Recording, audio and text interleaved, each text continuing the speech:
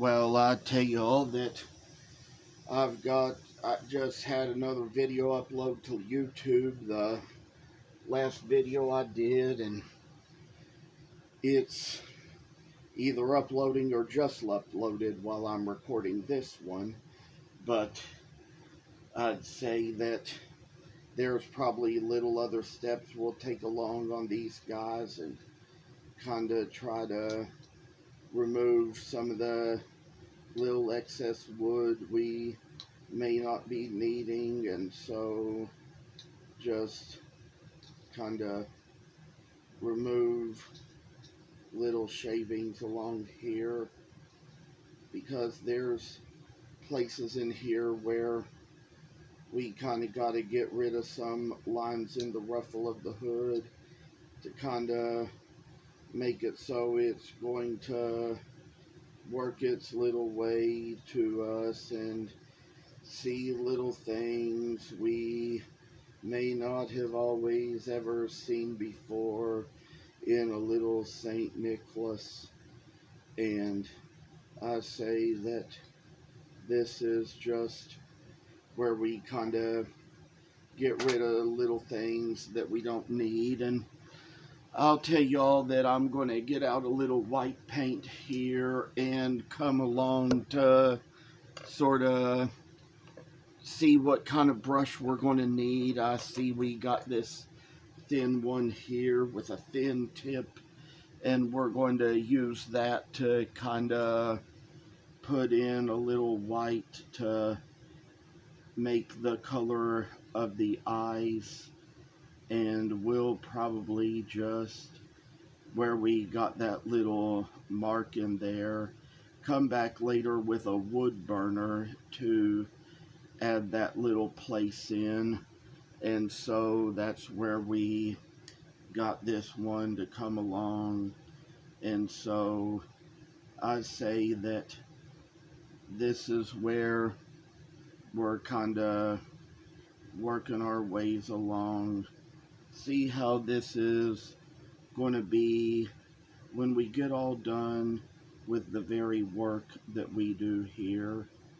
I say that there's going to be little things here. There's probably one more place on the eyelid where we need to go back and put a little peach in there later. And so that will be taken care of in its own little time. We finally got what we need so far to make the little eyes out. And so when we come down to it, we're going to kind of do another little one here, kind of try to make the same little lines in the same little eyes, where we're going to kind of see the ways this little St. Nicholas figure shall turn out to be when we get more or less finished with him. You see how the eye has gotten itself along. I say that this is just the work that comes its way and tells us that this is just what we do when we make this little man. A little St. Nicholas figure shall kind of brighten a little day in us, make us so we're going to see a little brighter ways, brighter days. I say that we're going to add a little extra detail later, and then I say that this is how this comes. We're going to kind of go back and touch up with some peach at another time to make other parts of the little face here. And it's a good thing that my vanilla was right here behind the tablet, because otherwise I could have had to stop the video to look for it. Thankfully we didn't have to do that. And I say that this little thing is just kind of brightening its little ways to us, and I say that we're coming on just to see how we use that vanilla white to paint along the little ruffle here. It kind of gives it a little separation in a way from this other white that is in the beard. And for the work that we do, we see how this is going to show in the long run. I mean, I tell you, when I just kind of did a little paint spatter there, you know, just kind of shaking off the excess water, it just kind of makes me think of old little stories from, let's say, when I was in kindergarten, and we were doing this little thing where we colored Halloween pictures with crayons and put black paint over our pictures to kind of show how the paint would contrast from the crayons. And I believe it was a watercolor paint though, and I just kind of would say I kind of shook the brush over the pan or tapped it over the little water pan just to kind of try to get the excess water out of the brush. And I tell you, a little bit of that paint got spattered on another kid's painting or another kid's work of art, and you know, I'd say it was just kind of one of those things where, of course, you know, it would just happen, little mistakes like that happen, but of course, I tell you, that kind of upset the other kids, so I got a mark on the chart that said spattered paint. So I tell y'all that we'll kind of talk about some of these things as we work along this, and then, you know, there's probably been those I've known with whom I've shared all kinds of stories in Messenger, kind of get a little picky as to with whom I might do it, but it just kind of turns out that it don't really hurt nothing just to share a little thing now and then. And you know, as for the little pictures and stories I share, they seem to mean so much to people. People get tickled by my stories, they get enjoyment out of them. I mean, I tell you all that sometimes I can just kind of put a little humor and funny things in things. People sometimes reply to me telling me that kids are funny. I tell them stories about myself. I tell them stories about my siblings. I tell them stories about just little random kids we knew in our lives or that one of us knew. Some of these might even be stories that my siblings might have been involved in, but they probably don't remember them. I remember them so well because of what kind of memory I have. I mean, you know, my family trusts my memory more than anybody's. I'd say that there are those out there who, you know, they just are impressed by the fact I have such a good memory. And there were the days when I used to just hang out in a bar just to sip soda and have conversations with bartenders and customers, and sometimes would even tell little bartenders all these stories from when I was a kid about little detailed conversations that I had at certain ages, and they would say to me, "Oh, you're lying, you don't remember all that." It's kind of strange, you know. Some people will trust your memory and others won't. Some people will believe you have such a memory and others won't. And I mean, and I've been in places where even among those things, I've had people suspect me of all kinds of things. You know, I would go out in places just to kind of talk about a disorder to people or a disability that I have, and try to get out there just to advocate, spread the word about it, spread awareness about it, and have people say to me, "Oh, you're lying, you're taking advantage of people, you don't work, you're just trying to get money, you're taking advantage of people who work for a living." Thing is, I never asked for money when I did that. I just kind of went out there and just kind of simply spoke, just simply had a lot to say out there. And you know, they say, oh, but we saw you in the news, you were doing this, doing that, and I mean, I'll tell you, I've never been in the news for anything like that, you know. It's always just kind of strange, and people say to me, oh, they showed me that video, you're a scam artist, but it wasn't no video of me. Tell you all that for sure. We finally got around to where we've painted this little ruffle here. We're probably going to kind of work along and try to get another little ruffle painted in here and kind of show that this is just the work that kind of needs to come along and make its way unto us so we can see brighter days, brighter ways, brighter tomorrows. Oh, I tell you, a lot of work comes in and makes its way so we see a little brightness in our paths and brightness in our world. And oh, I say that it's just kind of the ways that we get along with things. I say, oh, a little time when we shall learn how to paint between the lines, at least. Sometimes it can be a struggle, and I'd say, you know, my grandfather, he did a lot of watercolor paintings on little pieces of board, and I've known people who have painted on canvas and done all kinds of other things like that. Never was that good at painting for sure, but even as a kid I had these little pastels, and my third grade art teacher introduced me to pastels, so I ended up getting this manila paper that I kind of made pictures with my pastels on in the third grade, and we kind of went to Shoemaker's Art Supply to get the little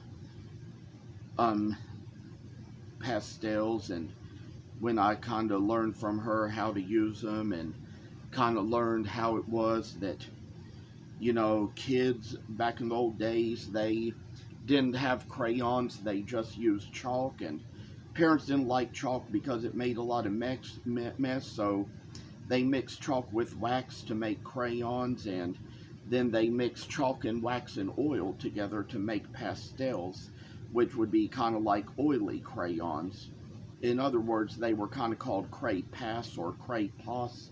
Back in those days, that was kind of a brand name for it, and cray pass was the word, the pronunciation that my third grade art teacher used, and cray pos was the pronunciation that the clerk at the art store used. So I would kind of learn how to do those, kind of look on them and learn about all these other interesting different kinds of colors, and would even kind of paint out or draw out pictures and color them with the pastels. And that was just how it all came down to being just a little special work.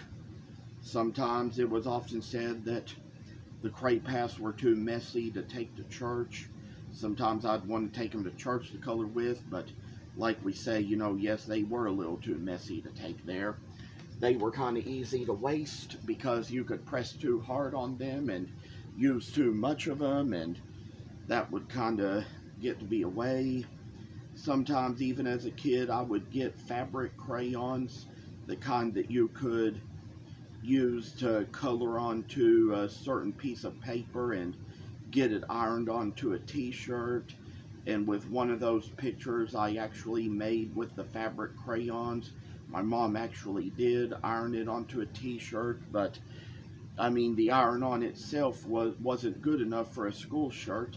I mean, the type of picture it was something that I probably would have liked to have had for a school shirt, but it probably wasn't something we could really have or really do, because I tell you, I probably couldn't color the picture good enough to make it like that, good enough for a school shirt. And second of all, if we had even had things in those days where we had been able to print out and iron on the cover of the book as a transfer, it could very well have been copyright infringement. As you see here, I finally get around to painting the ruffles on the cuff sleeves, on the sleeve cuffs. That's just the work that comes in this way, make itself so it's going to be a little ways to take on little things. I say it's just a little bit of an enjoyable type of work. I've learned so much from people, learned so much from what they say. It's kind of interesting to learn about people, and I tell you, learning so much about pottery, for example. Had a friend post a piece of pottery she did, and I took a pottery class at UK when I was a kid in the summertime, and of course we learned there about painting and glazing and all that stuff, but I'm going to work on the other sleeve cups now. But I'll tell you one thing we did in 4th grade art was we made these little ceramic pieces, and what we did was we painted them with, or didn't paint them, but we colored them with chalk.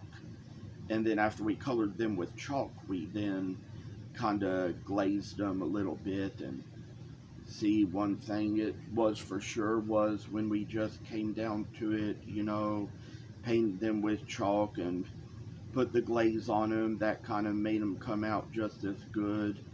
And I'll tell you, there had been some girls at the bank who, for a while, they kind of seemed like they were good friends to me, so I gave them a bunch of my pieces of childhood pottery as a gift.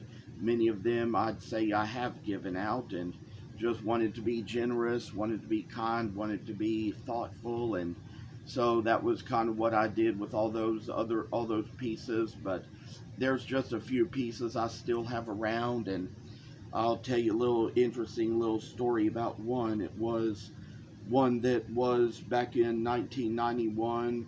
You know, it was actually in August of 1990 that Saddam Hussein invaded Kuwait, and George H.W. Bush had to send troops over there to get Iraqis out of Kuwait.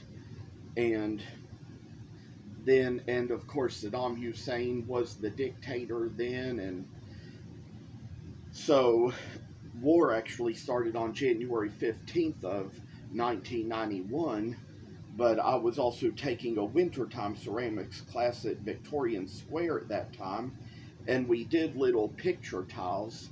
We kind of did these little tiles where we were supposed to just kind of engrave a little picture of it that we were going to paint, and I made on mine a little picture of Saddam Hussein and a missile launcher, like he was getting ready to launch a missile, and painted just like him. And as an adult, I found that piece after I had it so many years and showed it to my dad, and he said, well, it looks a lot like him. And I told my mom about it, and she said, doesn't surprise me.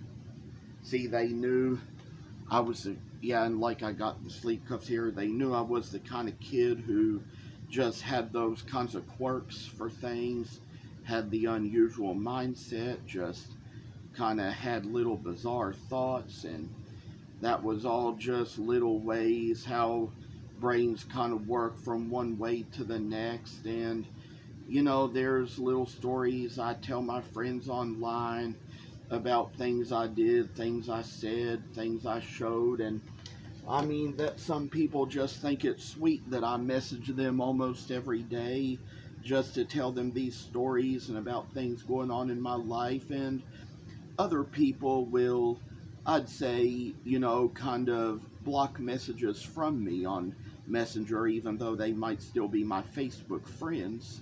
And when it comes down to that, you know, it could just very well be, you know, they have their own schedules, they have their own agendas. They don't really have time to look at everything or read everything or always be receiving messages. And some of them, you know, they have businesses of their own. They had businesses on social media for even longer than I've had mine. And so that was how little things like this, they've just always worked over time.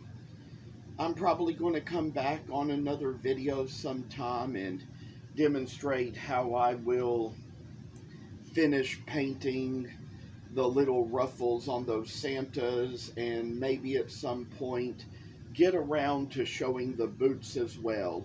The little Carhartt ones have already been posted to my business page on Facebook, so when you get a chance you can come around and look at those. They're pretty neat, and I'd say a lot of people have really loved seeing them. They've enjoyed the pictures, and even the comments on them were pretty cool and interesting, and we'll probably talk about that in another video, but we've probably taken enough time for this one, so thanks for watching and take care.